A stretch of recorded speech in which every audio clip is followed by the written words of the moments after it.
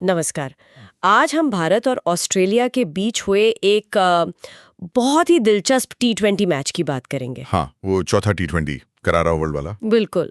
हमारे पास कुछ match reports और एनालिसिस हैं, तो आज हम इसी पर थोड़ी गहराई से चर्चा करेंगे। अच्छा। देखिए, मकसद सिर्फ स्कोर देखना नहीं है, बल्कि ये समझना है कि भारत वो मैच कैसे जीता।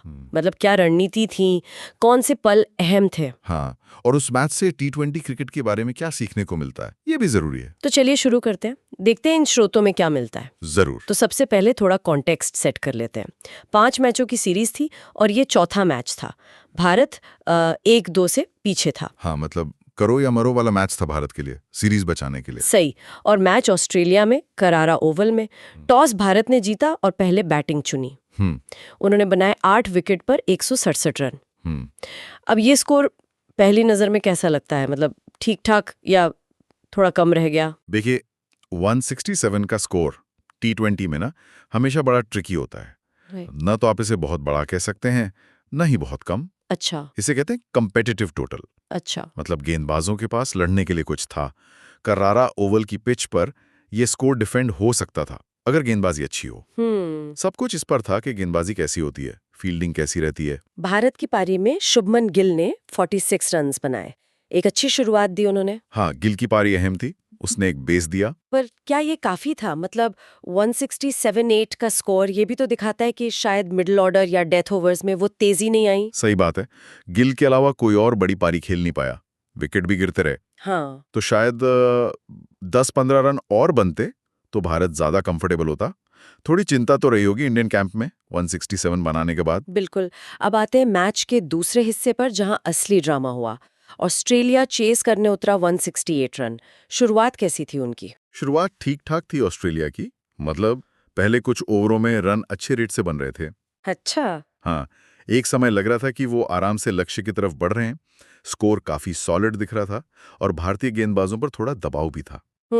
लग रहा था कि शायद ये टारगेट मुश्किल नहीं होगा ऑस्ट्रेलिया के लिए, उनकी बैटिंग डेप्थ को देखते हुए। और फिर अचानक सब बदल गया।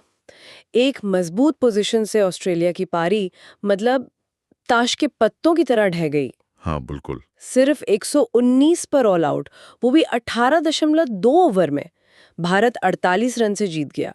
और सुनने में आया है कि आखिरी 9 विकेट सिर्फ 52 रन पे गिरे। ये कैसे हुआ? ये कोलैप्स वाकई चौंकाने वाला था। टी20 क्रिकेट में ऐसा हो जाता है कई बार। पर क्यों? देखिए, कई चीजें एक साथ हुई। एक तो भारतीय गेंदबाजों ने सही टाइम पर प्रेशर बनाया, अक्षर पटेल, फिर सुंदर। हाँ। दूसरा, जैसे ही 1-2 विकेट गिरे, ऑस्ट्रेलियाई बैट्समैन पे शायद वो साइकोलॉजिकल प्रेशर आ गया। चेस करते हुए ऐसा होता है। मतलब पैनिक। हाँ, कह सकते हैं। रन रेट का दबाव, विकेट गिरने का दबाव, फिर कोई पार्टनरशिप बन ही नहीं पाई। एक के बाद एक आउट होते गए। इस कोलैप्स में किस गेंदबाज का रोल सबसे बड़ा था? मैन ऑफ द मैच तो अक्षर पटेल बने। हाँ, अक्षर का ऑलराउंड परफॉर्मेंस था। बैट से भी रन बनाए और गेंद से भी किफायती रहे, विकेट भी लिए। वो जरूरी था। लेकिन वॉशिंगटन सुंदर, उनके आंकड़े तो अविश्वसनीय हैं। ओ हाँ, सुंदर का स्पेल वो तो गेम चेंजर था बिल्कुल। 1.2 ओवर्स, मतलब सिर्फ 8 गेंदें, 3 रन और 3 विकेट।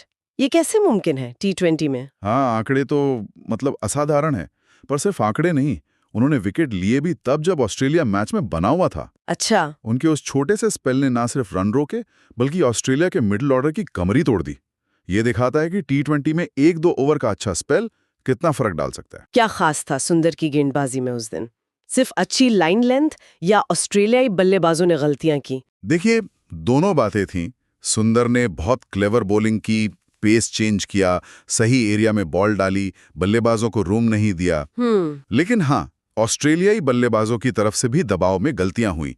स्पिन के खिलाफ, खासकर जब रन बनाने का प्रेशर हो, वो कई बार फंसे हैं। अच्छा, तो ये उनकी कमजोरी भी है? कुछ हद तक कह सकते हैं। सुंदर ने उसका पूरा फायदा उठाया। कुछ खराब शॉट्स भी खेले गए जो बढ़ते प्रेशर का नतीजा थे। तो ये सिर्फ विकेट लेना नहीं था, बल्कि सही समय पर सही विकेट लेकर मोमेंटम तोड़ना था। बिल्कुल सही।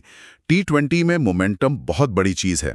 ऑस्ट्रेलिया लय में दिख रहा था, सुंदर ने वो लय तोड़ दी, और एक बार लय टूटी तो वापसी मुश्किल हो गई, जैसा हमने देखा। 9 विकेट 52 रन पर, ये तो दिखाता है कि टीम पूरी तरह बिखर गई थी। हाँ, मानसिक रूप से कोलैप्स कर गए वो। अक्षर पटेल की बात करते हैं, जिन्हें मैन ऑफ द मैच मिला। उनका ऑलराउंड रोल कितना जरूरी था टीम के लिए? क्या ये आजकल की T20 की जरूरत बन गया है? निश्चित रूप से। अक्सर जैसे खिलाड़ी टीम के लिए बहुत वैल्यूएबल होते हैं। उन्होंने बैटिंग में नीचे आके कुछ जरूरी रन बनाए होंगे, स्कोर 167 तक पहुंचाया। हाँ, और फिर बॉलिंग में न सिर्फ रन रोके बल्कि अहम विकेट भी लिए। इससे टीम को एक बैलेंस मिलता है, कप्तान के पास ऑप्शन बढ़ जाते हैं। सही बात है। आज की T20 क्रिकेट में जहां हर रन हर गेंद कीमती है, ऐसे मल्टी स्किल्ड प्लेयर्स ही मैच जिताते हैं। तो इस पूरे मैच से हम क्या बड़े सबक ले सकते हैं? पहली चीज जो मुझे दिखती है वो है भारत का 167 जैसे स्कोर को डिफेंड करना। ये क्या दिखाता है? Bowling strength? हाँ, बॉलिंग स्ट्रेंथ तो है ही। ये दिखाता है कि भारत के पास एक बैलेंस्ड अटैक है, पेसर्स भी स्पिनर्स भी जो विकेट ले सकते हैं। और साथ ही ये कप्तान और टीम मैनेजमेंट की रणनीति की सफलता भी है। सही बॉलर को सही टाइम पर लगाना, अटैकिंग फील्ड सेट करना, प्रेशर बनाए रखना। 167 डिफेंड करना आसान नहीं होता। बिल्कुल नहीं। इसके लिए पूरी टीम का डिसिप्लिन और एफर्ट लगता है। दूसरी बड़ी बात ऑस्ट्रेलिया का वो कोलैप्स। इससे क्या सीख मिलती है? क्या ये सिर्फ एक बुरा दिन था या T20 चेज की मुश्किलों को दिखाता है? ये सिर्फ एक बुरे दिन से ज्यादा है मेरे ख्याल से। ये दिखाता है कि T20 चेज में मेंटल स्ट्रेंथ कितनी जरूरी है। अच्छा। हाँ, अच्छी शुरुआत के बाद भी जब विकेट गिरने लगते हैं तो प्रेशर बहुत तेजी से बढ़ता है। उस प्रेशर को हैंडल करना, अपनी प्लानिंग पर टिके रहना, यही कामयाब चेस की निशानी है। तो ऑस्ट्रेलिया में वो नहीं कर पाया। नहीं कर पाया। उनका कोलैप्स दिखाता है कि मोमेंटम कैसे पलट सकता है और टीम बिखर सकती है। ये कंसिस्टेंसी और प्रेशर झेलने की क्षमता पर सवाल उठाता है। और तीसरा पॉइंट, स्पिनर्स और ऑलराउंडर्स का रोल। अक्षर और सुंदर ने मिलकर मैच पलट दिया। क्या ये आजकल T20 का ट्रेंड है? हाँ, ये काफी हद तक एक सेट ट्रेंड बन गया है। मिडल ओवर्स में विकेट लेना, रन रोकना बहुत क्रूशल होता है। और स्पिनर्स, चाहे वो रिस्ट स्पिनर हों या सुंदर जैसे फिंगर स्पिनर, जो सटीक बॉलिंग करें, वो ये काम बखूबी करते हैं। और ऑलराउंडर्स? और जैसा हमने अक्षर के केस में देखा, ऑलराउंडर्स टीम को वो फ्लेक्सिबिलिटी देते हैं जो इस फॉर्मेट में बहुत जरूरी है। टीमें अब ऐसे प्लेयर्स पर ज्यादा फोकस कर रही हैं। ये मैच उसी का एक और उदाहरण था। तो कुल मिलाकर देखें तो ये मैच सिर्फ एक स्कोर कार्ड नहीं था। ये T20 क्रिकेट की स्ट्रैटेजी, प्रेशर मैनेजमेंट और इंडिविजुअल ब्रिलियंस की एक केस स्टडी जैसा था। बिल्कुल। भारत ने दिखाया कि एक औसत स्कोर को भी बेहतरीन बॉलिंग, सही प्लानिंग और मेंटल टफनेस से डिफेंड किया जा सकता है। उन्होंने प्रेशर वाले मोमेंट्स को बेहतर हैंडल किया, जबकि ऑस्ट्रेलिया वहां चूक गया। और ये हमें एक सोचने वाले सवाल पर छोड़ जाता है। ऑस्ट्रेलिया के इस तरह बिखरने को देखते हुए क्या हम कह सकते हैं कि T20 में टारगेट चेज करते समय, खासकर जब विकेट गिरने लगे, तो टेक्निकल स्किल से ज्यादा मेंटल टफनेस, वो दबाव झेलने की काबिलियत ज्यादा जरूरी हो जाती है? ये बहुत ही अहम सवाल है।